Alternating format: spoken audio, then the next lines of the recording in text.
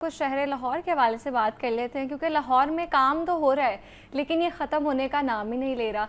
शहर को जगह जगह से उखाड़ने से यूँ लगता है कि ब्यूटिफिकेशन और अपग्रेडेशन का अमल पाया तकमील को ही नहीं पहुँचेगा। रेलवे स्टेशन समेत कई इलाकों में नए पेडेस्ट्रियन जोन बनाए जा रहे हैं, जो कि ठीक है, बनने भी चाहिए, मगर ये सब कब तक मुकम्मल होना चाहिए किसी को कुछ नहीं पता।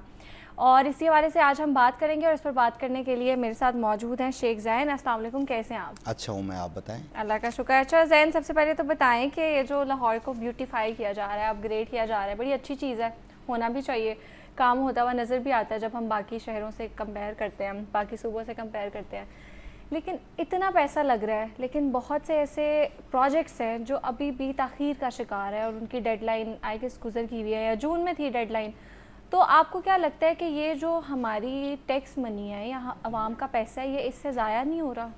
देखें, एक अंग्रेज़ गोरा कोटेशन बोलता है कि nobody is busy in the world, it's all about priorities. Exactly. तो ये तो गवर्नमेंट की प्रायोरिटीज़ हैं।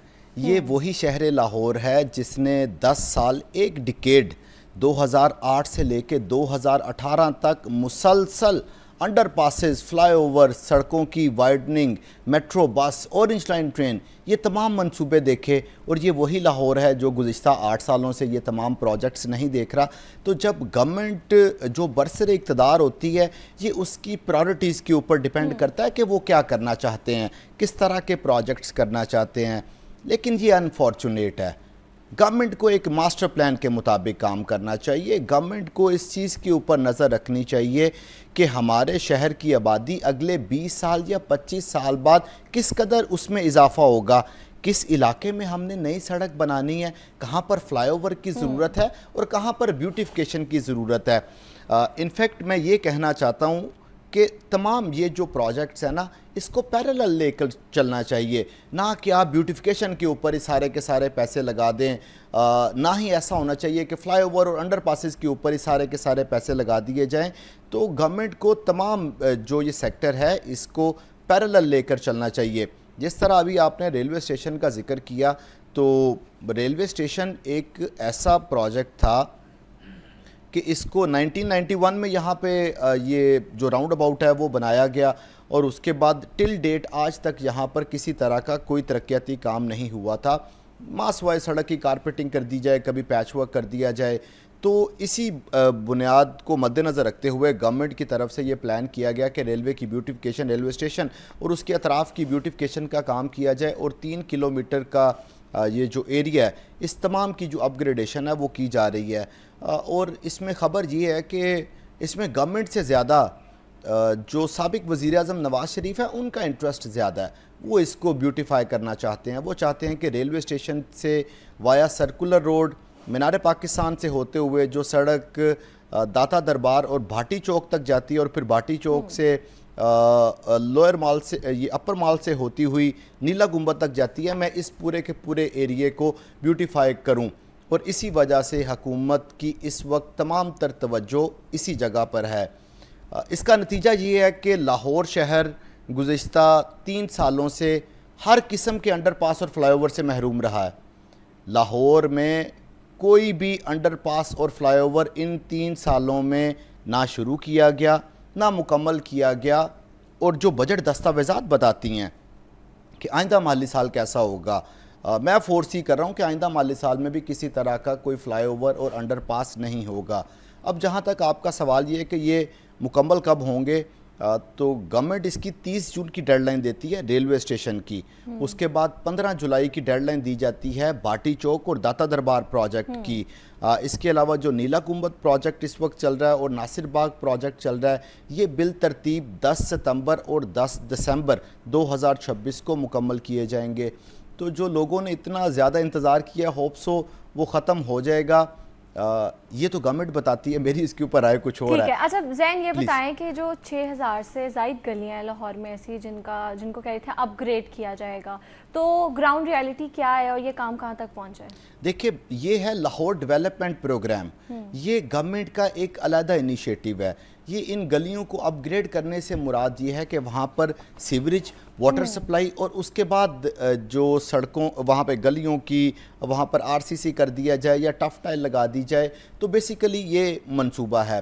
जैसे ही ये गवर्नमेंट बरसर इक़्तिदार में आई तो उन्होंने लाहौर को सबसे बड़ा पैकेज लाहौर डेवलपमेंट प्रोग्राम का ही दिया, और अभी तक ऑलमोस्ट इस मंसूबे के लिए 146 बिलियन रुपीस 146 अरब रुपए इस मंसूबे के ऊपर अभी तक लगाए जा चुके हैं। और ये तारीख में सीवरेज और वाटर सप्लाई और गलियों की अपग्रेडेशन का आज के दिन तक सबसे बड़ा प्रोजेक्ट है।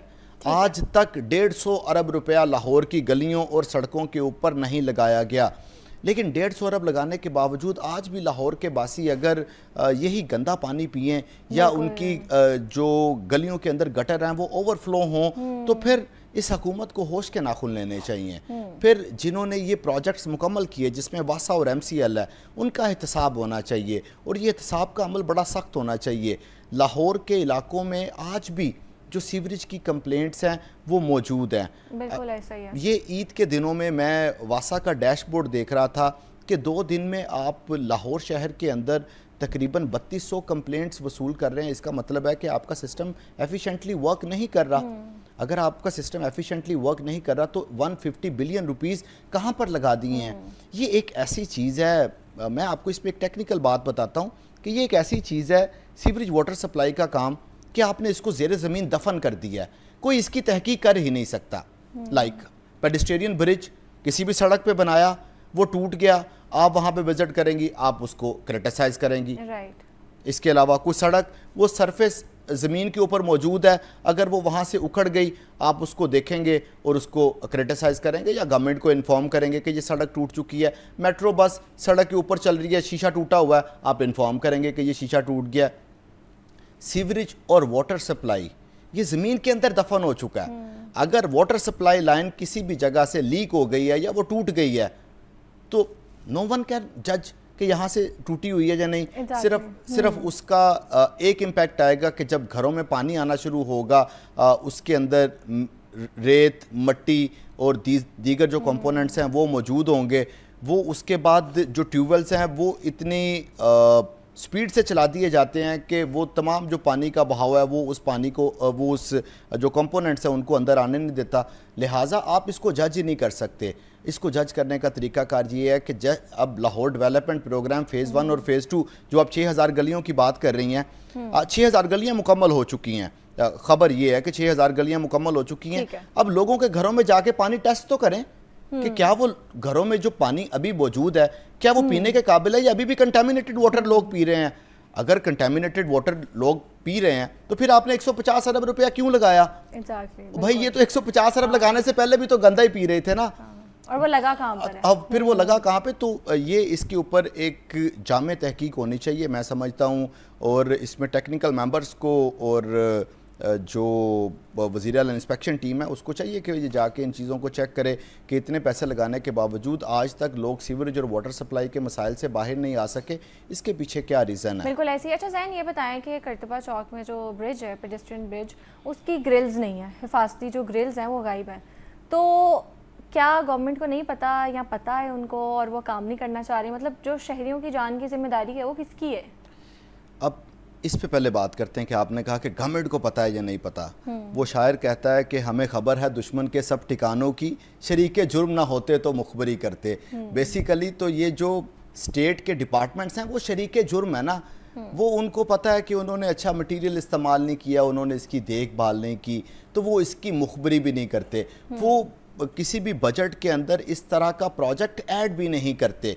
अच्छा। आप एक कुर्तबा चौक के ब्रिज की बात कर रही हैं, ये बड़ी अच्छी और बड़ी बेहतरीन निशानदेही है। इसके अलावा लाहौर में 57 पेडेस्ट्रियन ब्रिजेस ऐसे हैं जो कि अपनी हालत को आहिस्ता आहिस्ता खो रहे हैं।